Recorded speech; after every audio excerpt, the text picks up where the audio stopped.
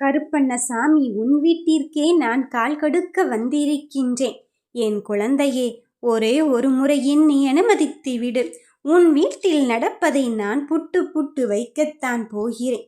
குழப்பங்களும் சந்தேகங்களும் சண்டைகளும் சச்சரவுகளும் சூழ்ந்து கொண்டு நிம்மதியின்றி சங்கடத்தோடு கலங்கி நிற்கும் என் பிள்ளைகளின் வாழ்க்கையில் ஒளியேற்றத்தை தொடங்கி வைப்பதற்கு வந்திருக்கின்றேன்.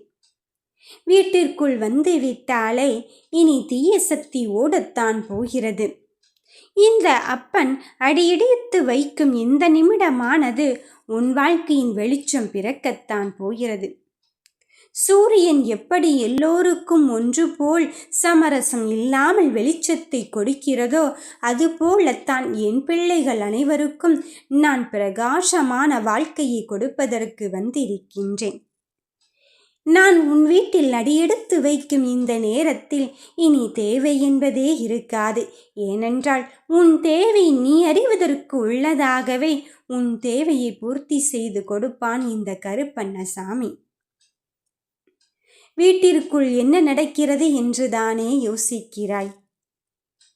எதை நம்புவது, எதை விடுவது, நான் கண்ணில் பார்ப்பது உண்மைதானா பொய்தானா என்று உன் மனதில் 1000 குழப்பத்தோடு நீ வலமந்து கொண்டிருக்கின்றாய்.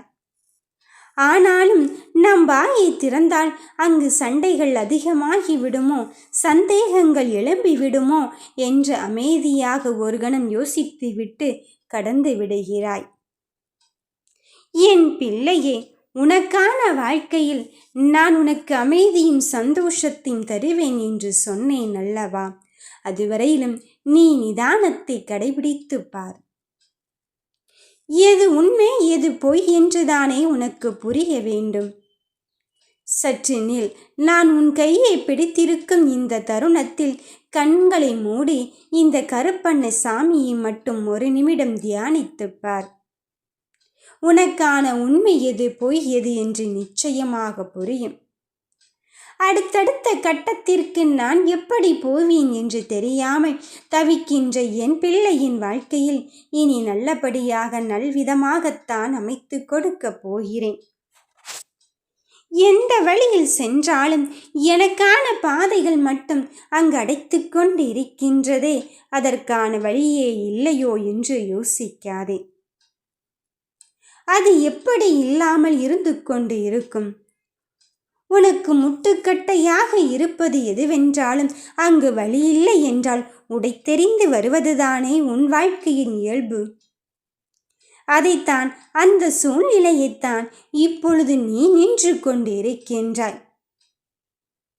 சுவாசிக்க கூட வழி இல்லையே, அவ்வளவு கஷ்டங்களும் துன்பங்களும் என்னை சூழ்ந்து கொண்டு இருக்கின்றது என்று நினைக்கின்றாயா? இந்த சூழ்நிலையில் இருந்து நான் எப்படி அப்பா வெளியே வருவேன்? அடுத்தடுத்த விஷயத்தில் நான் என்ன செய்ய போகிறேன்? எந்த திசைக்கு சென்றால் எனக்கு என்ன நடக்கும் என்றே தெரியவில்லையே. என் கண் முன்னே 1000 வழிகள் இருக்கிறது. ஆனால் எந்த வழித்தடத்தை நான் தேர்வு செய்தால் எனக்கான பாதை அமையும் என்று தெரியாமல் நீ புலம்பி தவித்து கொண்டு இருக்கின்றாய். உன் புலம்பலும் குழப்பமும் எனக்கு தெரியாமல் அல்ல.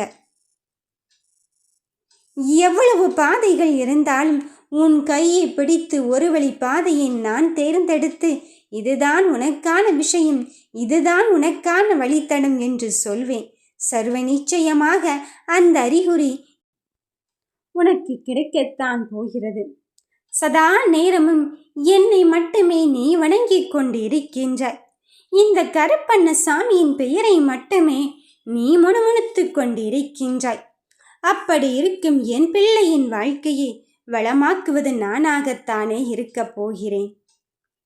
என் பிள்ளையே, ஒவ்வொரு நொடியும் நீ கதிகலங்கி நின்று கொண்டு இருக்கின்றாய். அந்த கதிகலக்கத்திற்கெல்லாம் விடையாக இந்த கருப்பண்ணசாமியை உனக்கு கொடுக்கத்தான் போகிறேன். நடப்பதை பற்றி நீ வருத்தப்படாதே. எல்லாவற்றையும் உனக்கு முன்னால் சென்று உனக்கான பாதையை நான் கொடுத்து கொண்டுதான் இருக்கின்றேன். உன் குழப்பத்தை தீர்த்து உன் வீட்டில் உள்ள பிரச்சனைகள் அத்துணைக்கும் தீர்வு கட்டி நீ கேட்ட வெற்றியின் மாற்றம், நீ கேட்ட செய்தி எல்லாம் உன்னை வந்தடையத்தான் போகிறது. எதை எப்படி செய்ய வேண்டும் என்பதில் உறுதியும் தெளிவும் உன்னில் நான் காண்பித்து விட்டால் உன் வாழ்க்கையை நீ அழகாக நகர்த்தி செல்வாய் அல்லவா? அப்படிப்பட்ட ஒன்றைத்தான் நான் தரப்போகிறேன். அமைதியாக இரு. நல்லதுதான் நடக்கும். நல்லது மட்டும்தான் நடக்கும்.